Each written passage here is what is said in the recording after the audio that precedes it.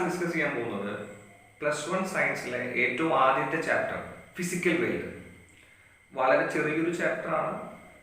തുടർന്ന് വരുന്ന ചാപ്റ്റേഴ്സുമായിട്ട് കമ്പയർ ചെയ്യുമ്പോൾ വളരെ ചെറുതാണ്. അതായത് മാക്സിമം ഒരു 2-3 പേജൊക്കെ ഉണ്ടാവുള്ളൂ.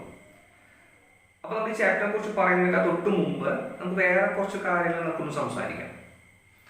അതായത് നമ്മൾ മുൻപ് പഠിച്ച ക്ലാസ്സുകൾ, അതായത് ഇപ്പോൾ LKG പഠിച്ചിട്ടുണ്ടാവും, 1ാം ക്ലാസ്സൊക്കെ ഉണ്ടായിരിക്കാം.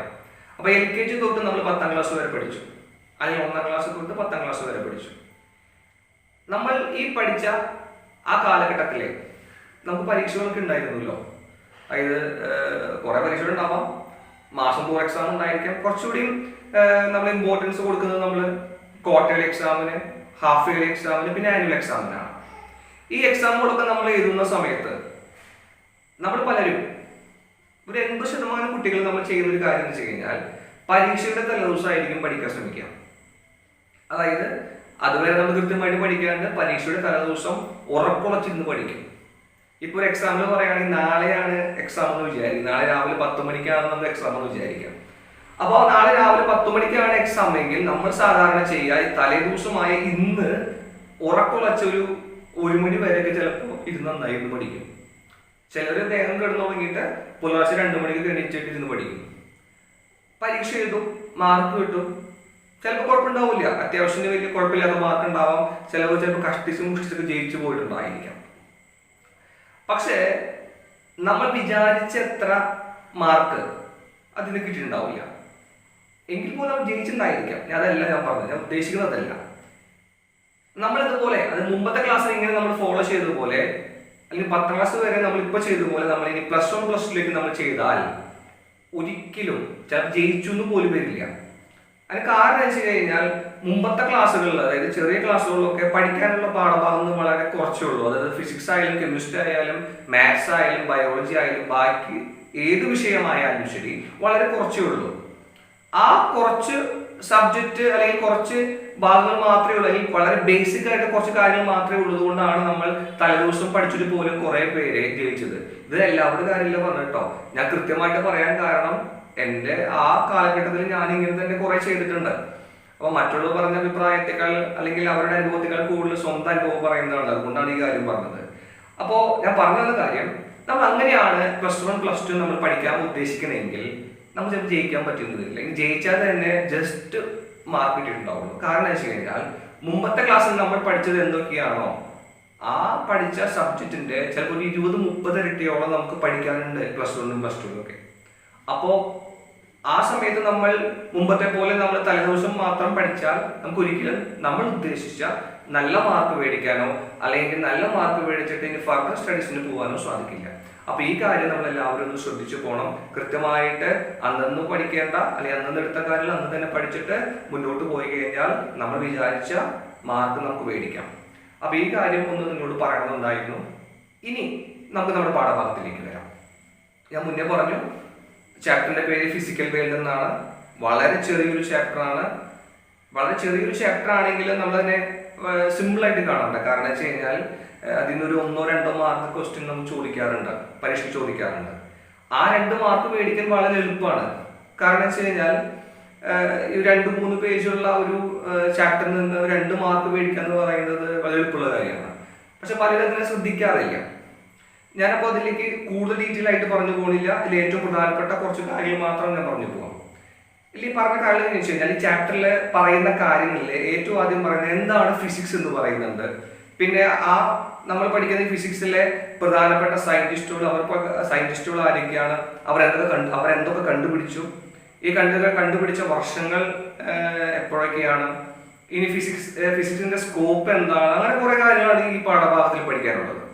അതിലെല്ലാം പറയുന്നില്ല. അല്ല, ഏറ്റവും ആദ്യം എന്താണ് ഫിസിക്സ് എന്ന് പറഞ്ഞു പോവാം. അതായത് നമുക്കിപ്പോ നമ്മൾ മലയാളത്തിൽ പറയുകയാണെങ്കിൽ പ്രകൃതിയെ കുറിച്ചുള്ളൊരു പഠനം, the study of nature and its laws. അതായത് പ്രകൃതിയെ കുറിച്ചുള്ള പഠനം, പ്രകൃതിയിലെ നിയമങ്ങളെ കുറിച്ചുള്ള പഠനം. ഈ പഠനത്തെയാണ് നമ്മൾ എന്ത് പറയുന്നത്, ഫിസിക്സ് എന്ന് പറയുന്നത്, അല്ലെങ്കിൽ നമ്മുടെ മലയാളത്തിലെ ഭൗതിക ശാസ്ത്രം എന്ന് പറയുന്നത്. ഇനി നമ്മളിതിനെ കുറിച്ച് കൂടുതൽ കാര്യം നമ്മൾ ഇനി ഈ പാഠത്തിൽ പ്രശ്നം കൂടുതൽ പഠിക്കും, ഞാൻ അതിലേക്ക് കൂടുതൽ കിടക്കണില്ല.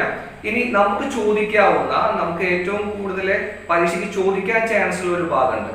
നമ്മുടെ ഈ നേച്ചറിൽ അല്ലെങ്കിൽ നമ്മുടെ ലോകത്ത് കാണപ്പെടുന്ന, അല്ലെങ്കിൽ നമ്മൾ മനസ്സിലാക്കേണ്ട, അല്ലെങ്കിൽ നമുക്ക് മനസ്സിലായ 4 തരം ഫോഴ്സ് ഉണ്ട്. 4 fundamental forces of nature.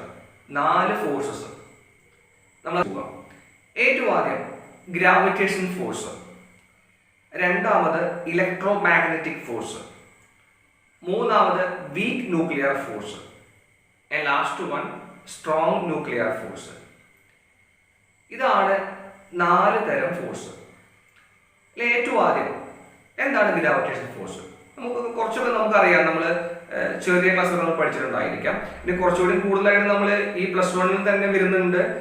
Gravitation ഫോഴ്സുമായി ബന്ധപ്പെട്ട് പഠിക്കാൻ വേണ്ടിയിട്ട് ചാപ്റ്റർ തന്നെയുണ്ട്. നമുക്ക് കൂടുതൽ ഡീറ്റെയിൽ ആയിട്ട് നമുക്ക് പഠിക്കാം. ഞാൻ അത്ര കാര്യമൊന്നും പറയുന്നില്ല, എന്താണെന്ന് മാത്രമേ പറഞ്ഞു പോകുന്നുള്ളൂ. അതായത് 2 വസ്തുക്കൾ, 2 ബോഡി, അത് വലുതോ ചെറുതോ എങ്ങനെ തന്നെ ആയിക്കോട്ടെ, 2 വസ്തുക്കൾ തമ്മിലുള്ള അട്രാക്ഷൻ, ആകർഷണ ബലം, അതിന് നമ്മൾ വിളിക്കുന്ന പേരാണ് ഇവിടെ ഗ്രാവിറ്റേഷൻ ഫോഴ്സ് എന്ന് പറയുന്നത്. ഓക്കെ, അതായത് മാസ് ഉള്ള 2 വസ്തുക്കൾ തമ്മിലുള്ള അട്രാക്റ്റീവ് ഫോഴ്സ്, അല്ലെങ്കിൽ അവ തമ്മിലുള്ള ഇന്ററാക്ഷൻ. ഇനി ആ 2 വസ്തുക്കൾ ചിലപ്പോൾ വളരെ അടുത്തായിരിക്കാം, അല്ലെങ്കിൽ വളരെ അകലെ ആയിരിക്കാം. അതായത് നമുക്ക് ചിലപ്പോൾ ദൂരം നമുക്ക് പറയാൻ പറ്റുന്ന വരില്ല, ലോങ് റേഞ്ച് ആയിരിക്കാം, ചിലപ്പോൾ അടുത്തായിരിക്കാം.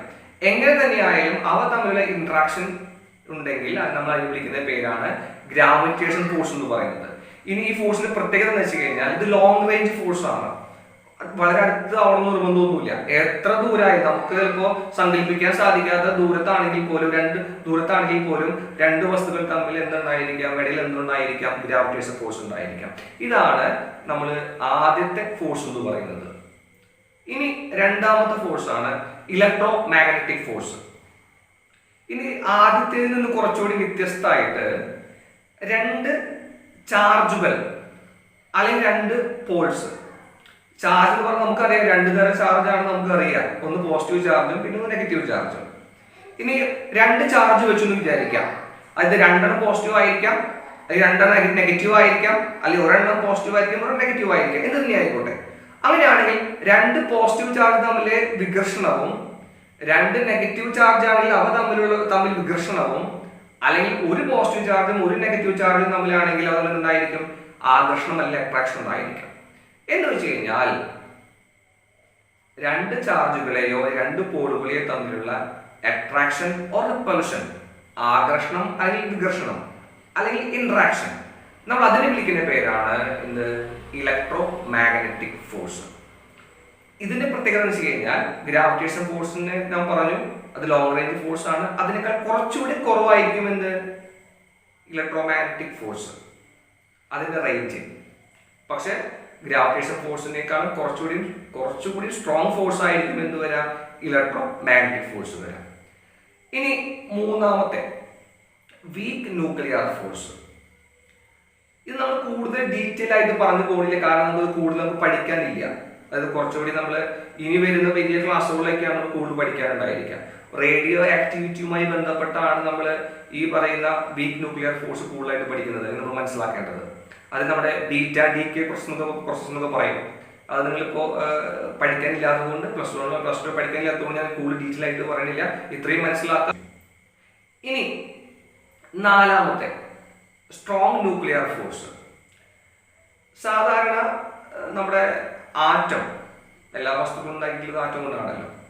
ഈ ആറ്റത്തിനുള്ളിൽ ന്യൂക്ലിയസ് ഉണ്ടാവും. നമുക്ക് ആറ്റം എന്നത് തന്നെ നമുക്ക് കാണാൻ സാധിക്കാത്ത ഒരു സംഭവമാണ്, നമ്മുടെ നഗ്ന നേത്രങ്ങൾ കൂടെ നമുക്ക് കാണാൻ സാധിക്കില്ല.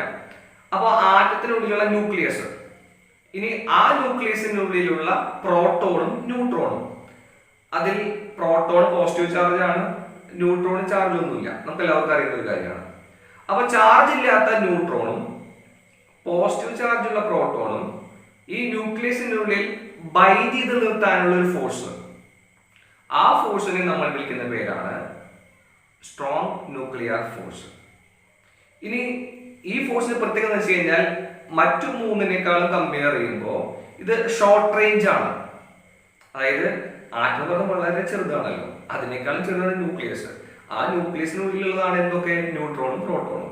ആ തമ്മിൽ ഇൻട്രാക്ഷൻ എന്തായിരിക്കും, വളരെ വളരെ ഷോർട്ട് റേഞ്ച് ആയിരിക്കും. പക്ഷേ ഫോഴ്സിന്റെ കാര്യം കമ്പയർ ചെയ്യുകയാണെങ്കിൽ ഗ്രാവിറ്റേഷൻ ഫോഴ്സിനേക്കാളും ഇലക്ട്രോമാഗ്നറ്റിക് ഫോഴ്സിനേക്കാളും അതുപോലെ വീക്ക് ന്യൂക്ലിയർ ഫോഴ്സിനേക്കാളും സ്ട്രോങ് ആയിരിക്കും എന്ത്, സ്ട്രോങ് ന്യൂക്ലിയർ ഫോഴ്സിനെ. അപ്പൊ ഈ കാര്യം ഒന്ന് മനസ്സിലാക്കാം. ഈ 4 ഫോഴ്സുകളാണ് അല്ലെങ്കിൽ ഇതുമായി ബന്ധപ്പെട്ട കാര്യങ്ങളാണ് നമ്മൾ ഈ പാഠഭാഗത്തിൽ പരീക്ഷയ്ക്ക് ഏറ്റവും കൂടുതൽ ചോദിക്കാൻ ചാൻസ്. അപ്പൊ അതെല്ലാവരും മനസ്സിലാക്കി പോവാം. ഇനി നമുക്ക് ഈ പാഠത്തിന് ശേഷം ഇനി നമുക്ക് അടുത്ത ചാപ്റ്റർ നമ്മുടെ +1 ഫിസിക്സിൽ വരുന്നുണ്ട്. അത് നമുക്ക് നമ്മുടെ അടുത്ത ക്ലാസ്സിൽ നമുക്ക് ഡിസ്കസ് ചെയ്യാം, മനസ്സിലാക്കി പോവാം.